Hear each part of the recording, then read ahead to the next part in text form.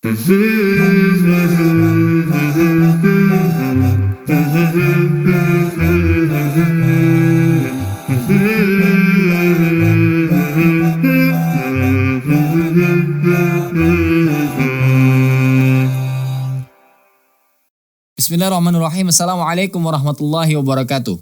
Alhamdulillahirrabbilalamin. Wassalatu wassalamu ala rasulillahi amma ba'du. Sahabat keluarga muslim, kembali lagi di program Halo Ustadz. Ada pertanyaan, insya Allah ada jawabannya. Ya, kita sudah berada di episode 14 ya. Tidak terasa ya, udah 14 episode. Dan pasti ya mudah-mudahan ya ada pertanyaan dari sekian banyak episode yang sudah kita lalui. Jawaban-jawabannya yang menambah wawasan kita insya Allah. Dan kalau teman-teman yang ketinggalan boleh lihat di YouTube Salam TV ya. Di situ ada beberapa rangkuman-rangkuman dari episode-episode kita sebelumnya. Ya, kembali lagi bersama saya Ruci Ardi yang insya Allah akan menemani Anda semua di 30 menit ke depan.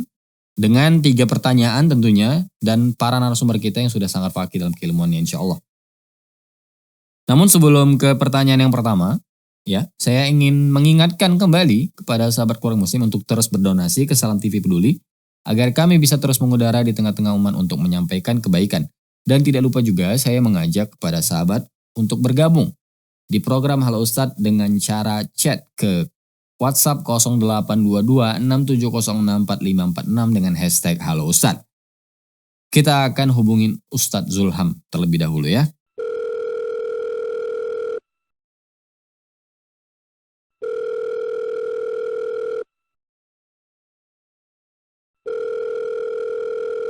Halo Ustadz, Assalamualaikum. Waalaikumsalam warahmatullahi wabarakatuh.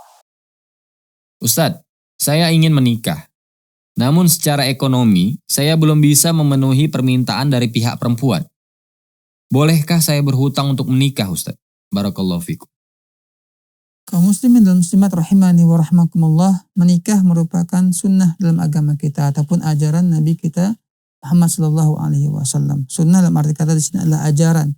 Dan agama kita memerintahkan kepada kita untuk menikah. Di antara Nabi sallallahu alaihi wasallam mengatakan, ya ma'asyarus syabab, man istata'a minkumul ba'ah falyatazawwaj. Wahai ya anak muda, para pemuda, kalau kalian memiliki kemampuan ba'ah, ya kemampuan, maka menikahlah kalian. Ini perintah Nabi kita Muhammad sallallahu alaihi wasallam dan bahkan Nabi menyebutkan bahwa menikah itu di antara separuh agama. Memiliki keutamaan yang sangat besar dalam agama kita. Nah, bagaimana kondisi hari ini ya? Mungkin kaum muda kita ingin menikah tapi tak memiliki harta. Tak memiliki ya uang yang cukup untuk menikah. Apa yang harus dia lakukan? Pertama, ya selalu dia memohon pertolongan kepada Allah. Memohon pertolongan kepada Allah. Allah mudahkan dia untuk bisa segera menikah. Kemudian yang kedua, dia berusaha semaksimal mungkin. Dia bekerja ya untuk ya bisa menikah. Dia menabung, dia bekerja kemudian menabung untuk bisa menikah. Ya. Kemudian yang ketiga, usahakan jangan sampai kita berhutang yang kelak akan menyengsarakan kita sendiri.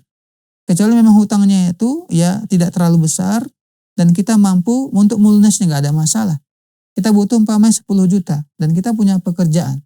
Dan kita yakin dengan jangka waktu 2 bulan, 3 bulan kita bisa melunasnya, nggak ada masalah. Yang jadi masalah adalah kita terlalu memaksakan diri kita. Kemampuan kita hanya sekitar 10 juta. Tapi ketika calon mertua minta 100 juta kita penuhi dengan cara berhutang. Ini masalah. Ya, cari wanita yang lain yang lebih ya mudah bagi kita.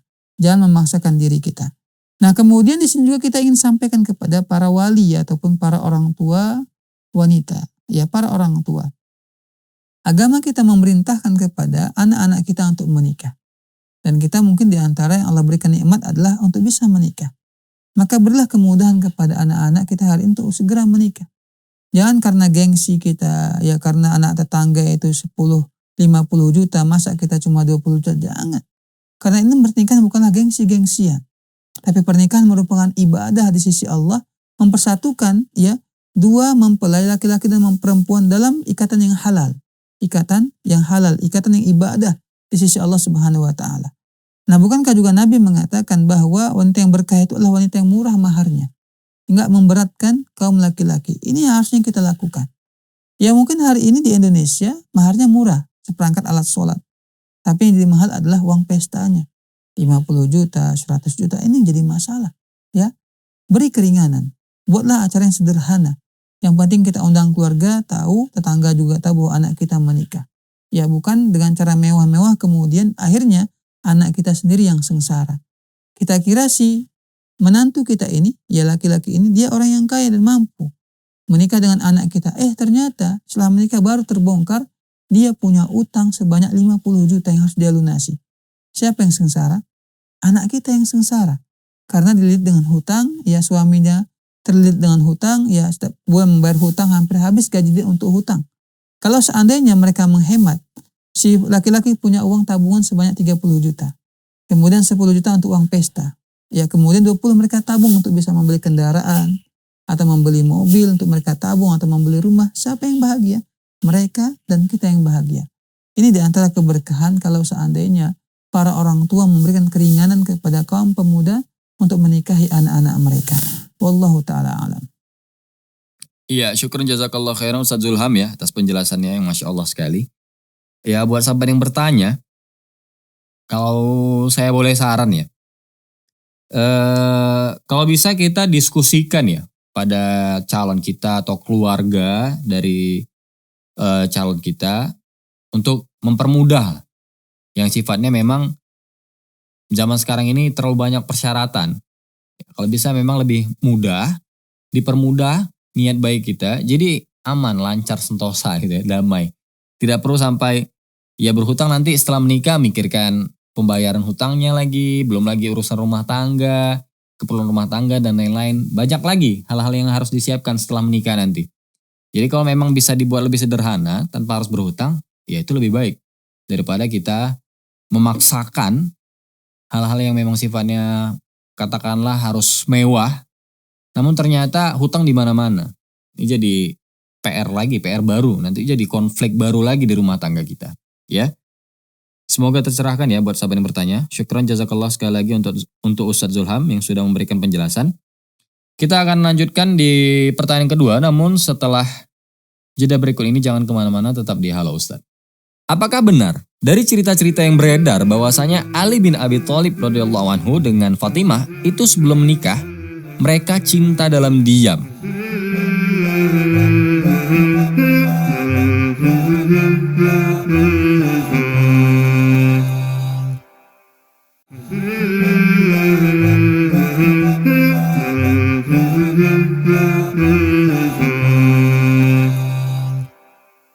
Ya sahabat keluarga muslim, kembali lagi di program Halo Ustadz, ada pertanyaan insya Allah ada jawabannya. Tadi di pertanyaan pertama kita sudah dengarkan dari Ustadz Zulham ya terkait apa ya nih, permintaan dari pihak perempuan ya. Ya mudah-mudahan ini tradisi-tradisi seperti ini bisa segera dihilangkan ya teman-teman ya. Karena memang sifatnya menikah itu kalau bisa jangan jangan banyak cengkunek lah sehingga membuat susah buat para kaum laki-laki ya. Jadi kalau bisa dimudahkan ya dimudahkan itu lebih baik. Namanya juga kita untuk ibadah ya teman-teman ya. Ya. Sebelum kita ke pertanyaan yang kedua, saya ingin mengingatkan kembali agar terus berdonasi ke Salam TV Peduli agar kami bisa terus mengudara di tengah-tengah umat untuk menyampaikan kebaikan. Dan tidak lupa saya ingin mengajak kepada sahabat yang ingin bergabung di program Halo Ustadz, boleh tanyakan langsung di nomor WhatsApp 0822 67064546 dengan hashtag Halo Ustadz. Kita akan hubungin Ustadz Muslim ya.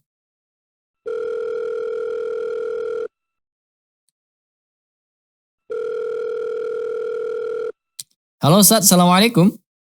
Waalaikumsalam warahmatullahi wabarakatuh. Iya, Ustadz, apakah benar dari cerita-cerita yang beredar bahwasanya Ali bin Abi Thalib radhiyallahu anhu dengan Fatimah itu sebelum menikah mereka cinta dalam diam? Mohon penjelasannya Ustadz. Allahu Akbar ya. Ini kadang-kadang memang cerita yang banyak beredar, yang dibuat berdasarkan prasangka. Kita saja dikatakan tidak boleh bersuuzon kepada orang yang di sekitar kita. Apalagi kemudian kita bersuuzon kepada para sahabat.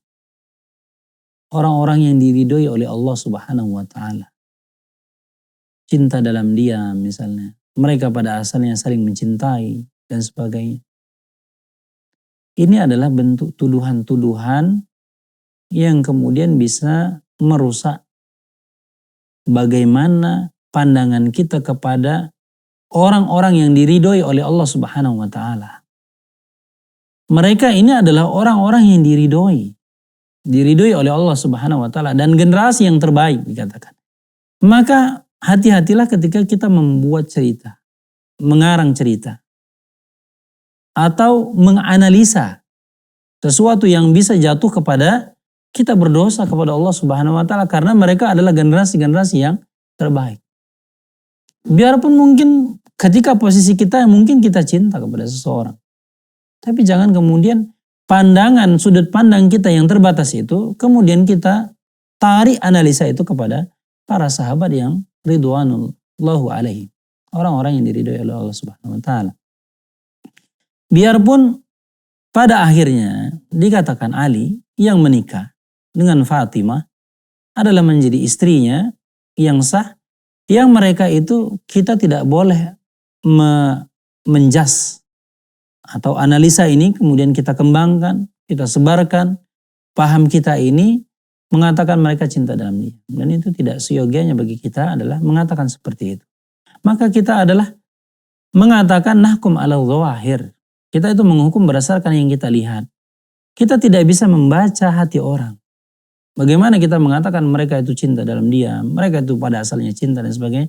Kita khawatir jatuhnya kepada suatu hal yang berdosa bagi kita. Maka sioganya bagi kita seorang mukmin yang senantiasa memuliakan para sahabat-sahabat Rasulullah dan tidak mengarang-arang cita yang tidak baik bagi mereka. Dan mudah-mudahan kita disucikan hati kita dan datang kepada Allah Subhanahu wa taala dengan hati yang suci. Wallahu taala a'lam. Iya, syukron jazakallah khairan Ustadz Muslim ya atas penjelasannya.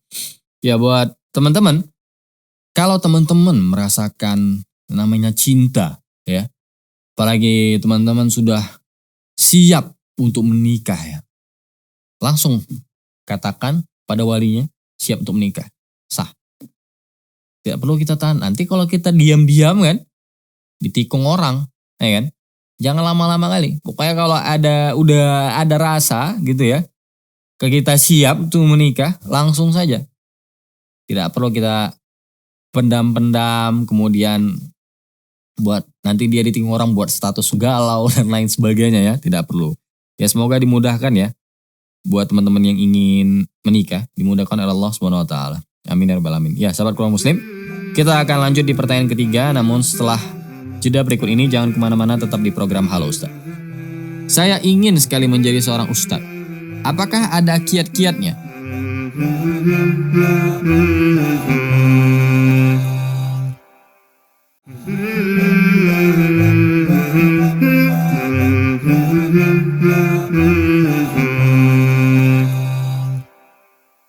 Ya, sahabat keluarga muslim, kembali lagi di program Halo Ustadz. Ada pertanyaan, insya Allah ada jawabannya.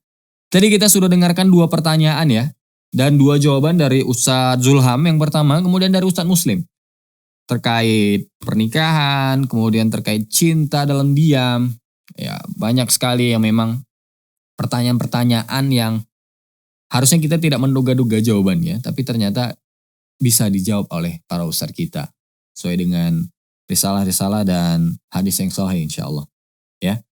Jadi jangan ragu-ragu untuk menanyakan di program Halo Ustaz. Tanyakan langsung di chat 082267064546. Dan saya juga ingin mengingatkan kepada sahabat keluarga muslim terus berdonasi ke Salam TV Peduli agar kami bisa terus mengudara di tengah-tengah umat untuk menyampaikan kebaikan. Kita akan hubungin Ustaz Rosyid ya untuk pertanyaan yang ketiga ini.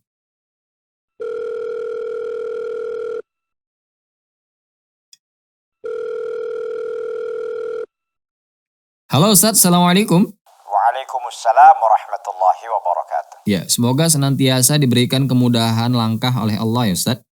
Amin ya rabbal alamin. Ustaz, izin bertanya. Saya ingin sekali menjadi seorang Ustaz. Apakah ada kiat-kiatnya? Saat ini saya sudah kuliah. Selama pendidikan dari SD, itu sangat minim sekali tentang agama. Karena saya disekolahkan di sekolah umum. Mohon pencerahannya Ustaz. Taib. Alhamdulillah. Wassalatu wassalamu ala nabiyina Muhammadin wa ala alihi wa ashabihi wa mawala. Penanya begitu semangat ya untuk menjadi seorang ustadz, seorang da'i, seorang mubaligh. Dan kita tahu bahwa dakwah itu adalah wazifatul anbiya wal mursalin. Dakwah itu adalah merupakan profesinya para nabi dan para rasul. Tentu profesi yang paling mulia adalah profesi rasul. Para nabi dan para rasul, yaitu dakwah ilallah.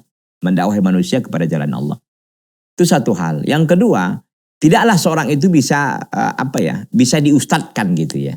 Istilah orang diustadkan atau digurukan atau disyekhkan gitu kan. Ini nggak bisa gitu.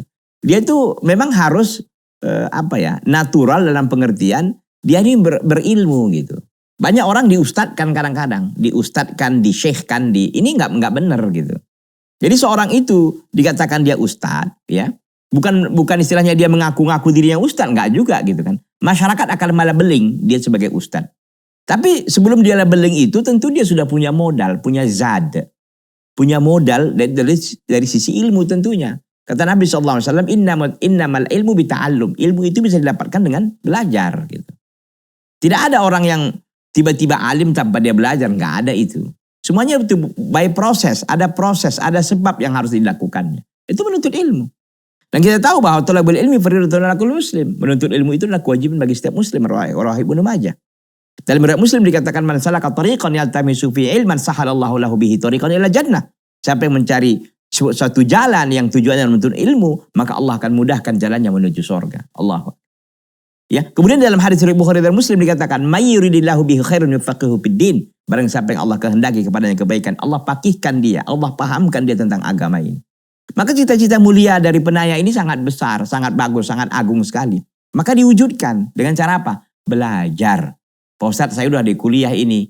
Bagaimana saya belajar? Enggak ada. Itu para sahabat itu udah tua-tua. Abu Bakar masuk Islam 37 tahun umurnya. Umar itu sudah 26 tahun umurnya. Ya. Ali bin Abi Thalib lah yang kita katakan 8 tahun. Utsman 20 tahun. Itu Abu Bakar 37 tahun kan sudah matang sekali gitu. Udah, kalau Anda masih kuliah tadi baru berapa? Baru umur 20-an gitu kan. Ya, 21, 22 begitulah kira-kira. Kesempatan untuk belajar itu masih besar. Ya. Jadi kalau Anda ingin jadi ustadz, ya, tentu belajar agama yang benar. Belajar agama dari sumber aslinya, Al-Quran dan Sunnah ala fahmi salafil ummah. Itu yang benar. Ini adalah Ahlus Sunnah wal Jamaah yang sesungguhnya. Jadi ini bukan KW-KW. Ini yang ori. Ahlus Sunnah wal Jamaah yang orisinal itu adalah memahami Al-Quran dan Sunnah ala fahmi salafil ummah dalam perkara akidah, dalam perkara ibadah, dalam perkara akhlak dan muamalah. Ini dia. Ini sebenarnya Ahlus Sunnah wal Jamaah yang orisinal. Semua orang pasti kan mengaku dirinya Ahlus Sunnah wal Jamaah. Tapi Ahlus Sunnah wal Jamaah itu adalah yang sebenarnya memahami Al-Quran dan Sunnah, mengikuti pemahaman para sahabat dalam perkara akidah, ibadah, akhlak dan muamalah. Jadi karena itu kita katakan kepada penanya memiliki tujuan yang sangat bagus sekali untuk bisa menjadi ustadz, yang tujuan adalah mendakwahi manusia, bukan mencari ketenaran, bukan mencari kemasyhuran tentunya, bukan menjadi orang yang dianggap mencari pujian manusia, enggak. Ya, kita berharap, kita harus nuzon kepada penanya bahwa tujuannya adalah untuk mendakwahi manusia, untuk mengeluarkan manusia min ibadatil ibad ila ibadati rabbil ibad. Kan gitu. Ikhrajul ibad min ibadatil ibad ila ibadati rabbil ibad. Untuk mengeluarkan manusia dari menyembah kepada makhluk untuk menyembah kepada sang penguasa makhluk, yaitu Allah Subhanahu wa ta'ala. Mudah-mudahan penanya dibantu oleh Allah, diberi taufik oleh Allah, diberi kemudahan oleh Allah untuk bisa belajar dengan baik dan bisa menjadi ustadz yang menjadi yang menjadi pencerah, yang memberikan pencerahan dan pengajaran kepada masyarakat. Allah ta'ala. Ya, syukran jazakallah khairan Ustaz Rashid atas penjelasannya ya. Ya, buat sahabat yang bertanya, ini Masya Allah ya, mulia sekali nih. Keinginannya menjadi seorang ustadz. Tadi sudah disarankan Ustaz Rashid ya, begitu banyak hal. Ya, semoga apa yang antum inginkan bisa segera tercapai dan tidak ada kata terlambat untuk menuntut ilmu ya, atau mencari ilmu dalam usia berapapun. Karena yang namanya kita belajar atau menemukan hal-hal baru, ya kapanpun dan dimanapun itu bisa. Jadi katakanlah, tadi katanya sudah kuliah ya, nggak ada masalah ya. Jadi silahkan gali ilmu terus, tidak ada masalah. Yang penting cari di lingkungan yang tepat. Nah, mungkin seperti itu ya, lingkungannya yang perlu antum cari. Ya, jadi jangan yang entah kemana-mana gitu. Harus di lingkungan yang tepat ya. Semoga dimudahkan dalam perjalanan antum untuk menjadi seorang ustadz ya. Kita doakan sama-sama. Ya sahabat keluarga muslim, tidak terasa kita sudah di penghujung waktu episode 14 ya. Nanti kita akan bertemu kembali episode 15 insya Allah. Namun sebelum kita akhiri, saya ingin mengingatkan kembali untuk terus berdonasi ke Salam TV Peduli agar kami bisa terus mengudara di tengah-tengah umat untuk menyampaikan kebaikan.